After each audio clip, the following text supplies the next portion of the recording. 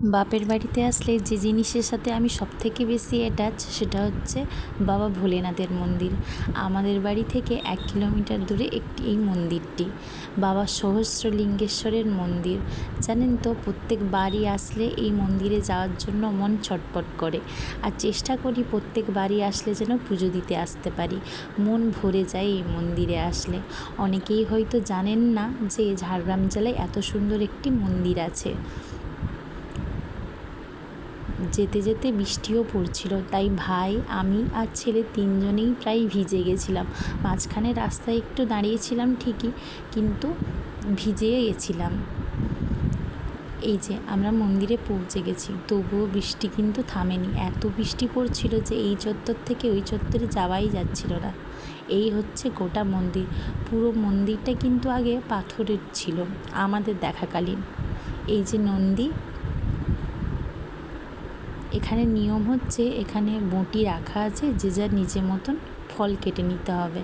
আমরা যেহেতু রবিবার এসেছিলাম তাই একটু ভিড়টা কম ছিল, নাহলে প্রত্যেক সোমবারই এখানে প্রচণ্ড ভিড় থাকে। সেদিনও ছিল 3টে পুজো অন্নপ্রাশনের।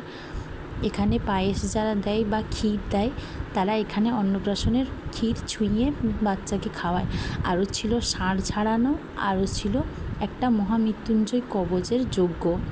তাই আমাদের অনেকটাই দেরি হয়েছিল পুজো দিয়ে বাড়ি যেতে।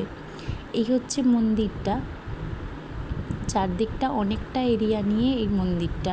আর এই যে ছোট ছোট ঘরগুলো দেখতে পাচ্ছ, এই ছোট ছোট ঘরগুলো চতুর্দশীর সময় প্রদীপ জ্বালানোর জন্য ভাড়া দেওয়া হয়। আর এই ভিতরে চতুর্দশীর সময় কিন্তু ঢোকাই যায় না, এতটাই ভিড় থাকে। আর এই যে ছোট ঘরটি, ওখানে ক্ষীর বা পায়েস রান্না করা হয়। ওখানে বামুন ঠাকুরই পুজো রান্না করেন। এই যে কুয়োটা, এটা বহু পুরনো।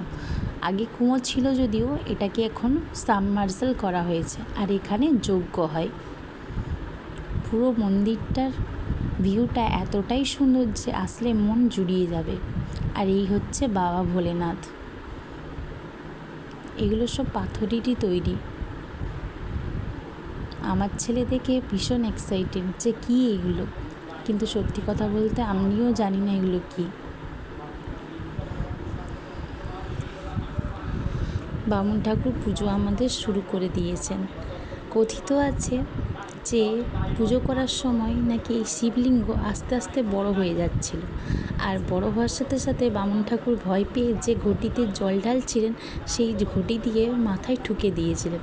দিতে থেমে গেছে, আর উপরটা একটু টেলা হয়ে গেছে। আর এই যে মালাটা দেখছো, এটা আমিই এনেছিলাম বাড়ি থেকে, কাকিমা বানিয়ে দিয়েছে। এই হচ্ছে মন্দির।